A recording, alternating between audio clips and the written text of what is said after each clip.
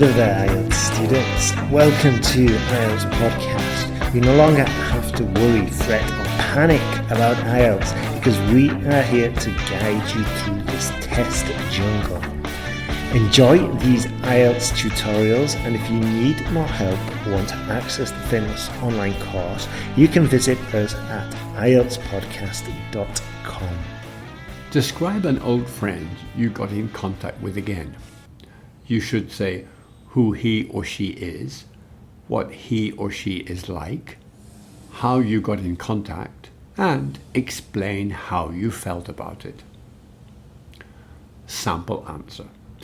Well, it's strange you've asked me to talk about this topic because I'm so bad at keeping in touch with people. So it was a surprise even to myself when I got back in touch a while ago with an old friend from my college days. His name is Alan, and we studied in the same town, although he was studying to be a teacher, an art teacher in fact, and I was doing mechanical engineering at the university. Okay, right, you're thinking, what on earth would we have in common? Well, I guess it was our love of music. We were both into jazz, modern jazz, Miles Davis and that kind of stuff. And that's why we hit it off right from the word go. We became great friends, and what I liked most about him was the fact that he was very direct, very open. He would just tell you straight to your face what he thought. And for me, coming from a background where I was brought up to never show my feelings, I found that quite incredible. What else? Well, in keeping with being an art student, he was quite scruffy. He used to wear old jeans and a grey sweater that had one or two holes, and I never remember him combing his hair. Anyway, when we graduated, we went our separate ways. He went off to take up a teaching job somewhere, and I stayed on to do postgraduate studies. We exchanged a few emails, but as time went by, they got far and few between. And I guess that was largely down to me, as I hate writing and I don't use social media. And then a few months ago, I was just reading the newspaper, and by chance I came across his name. It was in the arts and culture section that I quite often look at for any good films or concerts or whatever. And there he was, photo and all, still just as scruffy.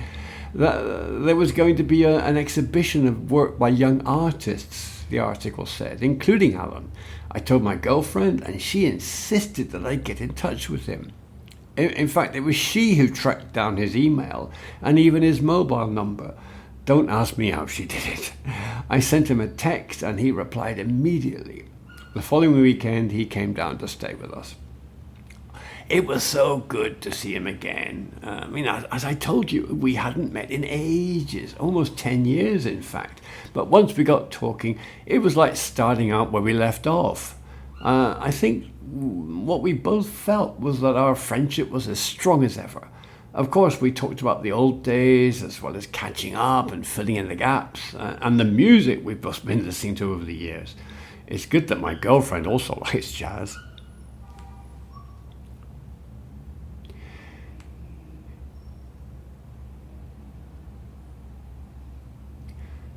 Describe a cafe you like to visit. You should say where it is, what kind of food and drink it serves, what you do there, and explain why you like to go there. Sample answer. I'm going to describe this small cafe I know. It's in the old part of town, and from the outside it doesn't look like much. But then once you walk in, the first thing that hits you is the aroma, the smell of real coffee. There's this long counter with an espresso coffee machine at one end and bar stools for you to sit. The coffee is the best I've ever tasted. And if it's a snack you're after, there are the pastries, savoury and sweet. The first with cheese, creamy, delicious cheese, or ham, and the latter with all kinds of fruit. And let's not forget the cakes. And everything is homemade, I should add. The old couple that run the place came originally from Spain and luckily for us, brought their culinary skills with them. They do lunches as well as breakfast and snacks, though I've only eaten lunch there once or twice over the years because I don't work nearby, and on Saturdays I'm always out and they never open on a Sunday. But if you happen to pass by one lunchtime and you fancy a bite to eat, try their Spanish tortilla, the famous Spanish omelette. It's delicious. Apart from coffee, they serve tea and the usual range of commercial soft drinks. But I'd give them all a miss and go for one of their natural fruit juices. The orange juice is great, but my only particular favourite is the lemon juice that they prepare with brown sugar. I'll tell you, once you've tasted it, you'll come back for more. I mostly go there for breakfast. It's not far from where I live and it's on my way to the train station. So it's nice just to sit there for a while, drinking my coffee and soaking up the atmosphere. You see, it tends to get pretty busy that time of day and the tables are full of their regular customers chatting away, some in English, some in Spanish and other languages too. It's lively, but at the same time, it feels like a home from home, if you know what I mean. The kind of place where no one is trying to hurry you up to finish and leave. And that's mainly thanks to the owners. They really seem to care and have put so much into the place. No matter how busy they might be, they always find the time to pass the time of day with you. Asking me how I am or whether I enjoyed my breakfast. I consider myself so lucky to have found this place.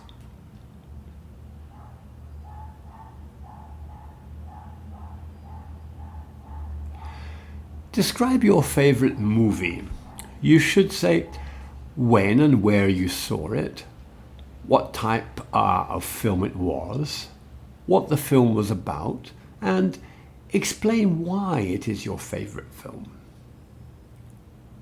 Sample answer. Oh, this is such a difficult topic. There are so many great films I've seen, and to choose one as my favorite is just impossible. But that's what I've been asked to talk about. So the film I've gone for is Forrest Gump. Not only because I think it's a great film, but also it's one I guess most people have seen, so I won't appear to be, some kind of film buff that's talking about an art house movie no one's ever heard of. And Forrest Gump won around 6 Oscars, including Best Picture. So if that's anything to go by, then it must be pretty good. I must have seen it around 3 or 4 times. I never saw it when it was first released in 1994. I was a bit too young at the time, just a year old. But I saw it first on TV when I was around 12 or 13, watching it with my elder brother who kept on trying to explain to me what it was all about. And since then, I recall watching it at least twice on streaming services. One of the things I most like about the film is that it's not easy to put a label on it. In a sense, it's whatever you want it to be. On one level, it's a romantic comedy, a love story. At the same time, it's a fantasy, what some people call magic realism, because it mixes fantasy with real events. Or is it a kind of political drama or satire even, a critical look at the history of the United States from the 1960s through to the early 1980s? Well, it tells the story of Forrest Gump, from his childhood onwards and the love between him and his mother, as well as his love for a girl, Jenny, he meets at school. Forrest appears to be slow-witted, completely innocent, but over the years accomplishes so much, winning medals for bravery in battle, becoming a top table tennis player, setting up a shrimp fishing business and making $1 million out of it, as well as meeting several US presidents, including JF Kennedy.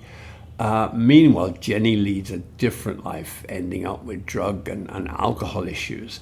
At the end, though, they finally get married and have a year of happiness before she dies, leaving him with their young son. There are those who have criticized the film for having it as its hero a man who has no thoughts on anything except for some kind of unbounding optimism, who becomes successful at whatever he does without any conscious effort.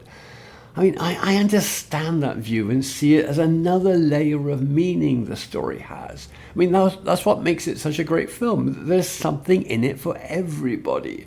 It can make you laugh, cry, feel for the characters, and get annoyed with them all at once. In other words, the film is open to interpretation, and you can get a lot out of it in all kinds of ways. And the acting, of course, wow, especially with Tom Hanks in the lead, is first class. You know, I know he has starred in many films, but I believe this is his best.